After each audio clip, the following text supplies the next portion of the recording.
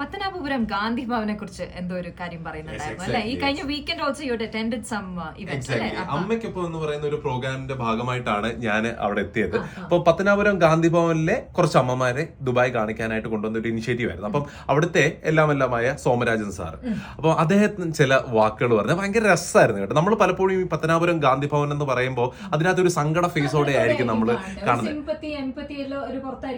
Exactly. അവിടെയും സന്തോഷത്തിന്റെയും രസകരമായിട്ടുള്ള ഒരുപാട് മുഹൂർത്തങ്ങളുണ്ട്. അപ്പൊ അതിനകത്ത് ചോദിച്ച 1-2 ചോദ്യം ഉണ്ടായിരുന്നത് ഈ എങ്ങനെയാണ് ഇവിടുത്തെ അന്തേവാസികളെ ഇവര് ഹാൻഡിൽ ചെയ്യുന്നത്, ഒപ്പം തന്നെ ഇവരുടെ റുട്ടീൻ, ഒരു ഡെയിലി റുട്ടീൻ എങ്ങനെയാണെന്നുള്ള ഒരു കാര്യം വളരെ രസകരമായിട്ടാണ്. അതായത് രാവിലെ 6 മണിയാകുമ്പോഴത്തേക്ക് ഇവിടുത്തെ ഓരോ ആളുകളും എണ്ണീറ്റ് വെൽ ഡ്രസ് ആയിട്ട് ഇരിക്കും.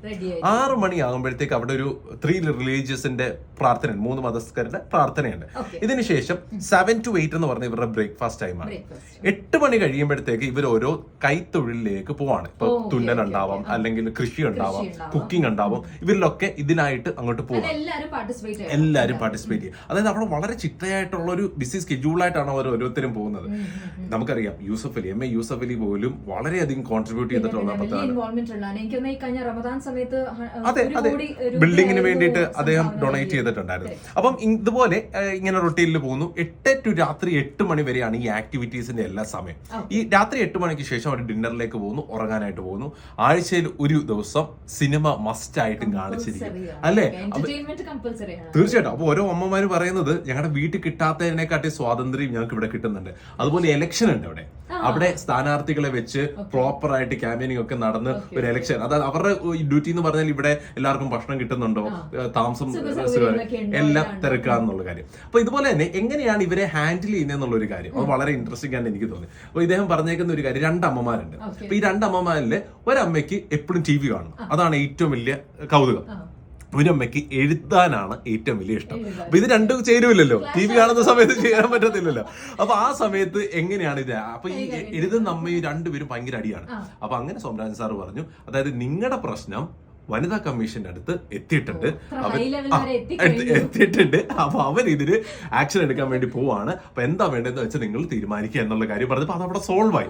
അങ്ങനെ രസകരമായിട്ടുള്ള രീതിയിൽ വേറൊരു ആള് ഇച്ചിരി ഡിപ്രഷൻ ആയിട്ടൊക്കെ ഇരിക്കുന്ന ഒരു വ്യക്തി, അപ്പൊ ആ വ്യക്തിയോട് ഇച്ചിരി പ്രശ്നക്കാരനാണ്. അപ്പൊ ആ വ്യക്തിയോട് ഇദ്ദേഹം പറഞ്ഞു, അവിടെ ഒരു കുളമുണ്ട്, ആ കുളത്തിന് മേലെ ഒരു പാലമുണ്ട്, ആ പാലത്തിന് മേലെ ചെന്ന് ആ കുളത്തിൽ എത്ര മീൻ ഉണ്ടെന്ന് എന്നോട് എണ്ണി റിപ്പോർട്ട് ചെയ്യാൻ പറഞ്ഞു. അങ്ങനെ ഇദ്ദേഹം അവിടെ പോയിരുന്നു. വൈകുന്നേരമായപ്പോൾ റിപ്പോർട്ടും കൊണ്ട് വന്ന് ഇതേ കൊടുത്തു, ഇത് ഇത്രയാണ് കണക്ക്, ബാക്കി മീനുകൾ ഉറങ്ങുകയാണ്. അപ്പൊ മീൻ എണ്ണീറ്റതിന് ശേഷം മാത്രം അതിന്റെ കണക്കുകൾ പറയാന്ന് പറഞ്ഞു. അതെ, അങ്ങനെ ഒരുപാട് രസകരമായിട്ട്. പക്ഷെ ഇതിൽ ഏറ്റവും കൂടുതൽ ഞാൻ ഹൈലൈറ്റ് ചെയ്യുന്ന ഒരു കാര്യം എന്താണ്, മക്കൾ ഉപേക്ഷിച്ച അമ്മമാരാണ് ഇവരൊക്കെ. പക്ഷെ ആ അമ്മമാർ ഒരിക്കലും പോലും ഉപേക്ഷിച്ച മക്കളെ കുറ്റം പറയുന്നതായിട്ട് ഞാൻ കണ്ടിട്ടില്ല. അതാണ് അവരുടെ ഏറ്റവും ഇപ്പോഴും അവരെ കുറിച്ച് 100 നാവാണ് അമ്മമാർക്ക് എന്ന് പറയുന്നത്. അപ്പൊ തന്നെ ഇദ്ദേഹം പറഞ്ഞേക്കുന്ന ഒരു ഭയങ്കര അമ്മ എന്ന സത്യം എന്ന് പറയുന്നത് ഭയങ്കരമാണ്. ഈ പറയുമ്പോൾ തന്നെ എനിക്ക് ആക്ച്വലി രോമാഞ്ചം കൊള്ളുകയാണ്. ഈ ഇദ്ദേഹം പോകുന്ന ഒരു പദ്ധതിയെ കുറിച്ച് ഇദ്ദേഹം പറഞ്ഞു, 1 രൂപ മെഡിക്കൽ കോളേജ്. അത് ഇദ്ദേഹം പറയുന്നത് ലോകത്തിലെ എല്ലാവരോടും 1 രൂപ ഡൊണേറ്റ് ചെയ്യാം. എന്നിട്ട് ഇദ്ദേഹം ചെയ്തേക്കുന്ന ഒരു കാര്യം എന്ന് പറഞ്ഞാൽ പല ഡോക്ടേഴ്സിനോടും ഇദ്ദേഹം സംസാരിച്ചിട്ടുണ്ട് ഈ ഒരു പദ്ധതിയെ കുറിച്ച്. അങ്ങനെ ഈ പദ്ധതിയിൽ ഏകദേശം ഇദ്ദേഹം പറഞ്ഞ 1500ഓളം ഡോക്ടേഴ്സ് സമ്മതിച്ചിട്ടുണ്ട്. അതായത് വർഷത്തില് ഒരു ദിവസം അവരുടെ സേവനം ഫ്രീ ആയിട്ട് ഞങ്ങൾക്ക് വേണം എന്നുള്ളത്. അങ്ങനെ ഡോക്ടേഴ്സ് സമ്മതിച്ചിട്ടുണ്ട്. അങ്ങനെ ഇദ്ദേഹം പറയാണ്, ഇദ്ദേഹത്തിന് പല അസറ്റ്സ് ഗാന്ധി ഭവന്റെ ഭാഗത്ത് പല ഏരിയയിലുണ്ട്. അതൊക്കെ കൊണ്ട് സെല്ല് ചെയ്തിട്ട് ഒരു സെൻട്രൽ ഏരിയയിൽ ഒരു വലിയ ഒരു മെഡിക്കൽ കോളേജ് ഫ്രീ ആയിട്ട് 365 ദിവസം കൊടുക്കാൻ പറ്റുന്ന ആർക്കും, അതായത് 1 രൂപ മെഡിക്കൽ കോളേജ് എന്നുള്ള രീതി ഭയങ്കര അപ്രീസിയേഷൻ കൊടുത്തിട്ട് ഒരു സംഭവമാണ്. അപ്പൊ നമ്മൾ പത്തനാപുരം ഗാന്ധി ഭവന്റെ ഒരു ഏരിയ മാത്രമേ നമ്മൾ കണ്ടിട്ടുള്ളൂ. അതിന്റെ മറ്റൊരു സൈഡ് കൂടെ നമുക്ക് ഉണ്ട് എന്നുള്ളൊരു കാര്യമാണ് നമുക്ക് ഏറ്റവും അധികം പറയേണ്ടത്. അപ്പൊ എന്താണെങ്കിലും കേട്ടുകൊണ്ടിരിക്കുന്നവർക്ക് ഞാൻ ഇത്ര മാത്രമാണ് കേട്ടത്, ഒരു പക്ഷെ നിങ്ങൾക്ക് അറിയാവുന്ന ഒരുപാട് കഥകൾ ഉണ്ടാവും എന്നുള്ള ഒരു കാര്യമാണ്. അപ്പൊ എന്താണെങ്കിലും പോയി തന്നെ അറിയുക. നിങ്ങളൊക്കെ പോവുകയാണെങ്കിൽ അവിടെ വിസിറ്റ് ചെയ്യുക. ദിൽസെ 90.8 FM അക്ഷയും വിദ്യയുമാണ് നിങ്ങൾ കേട്ടുകൊണ്ടിരിക്കുന്നത്.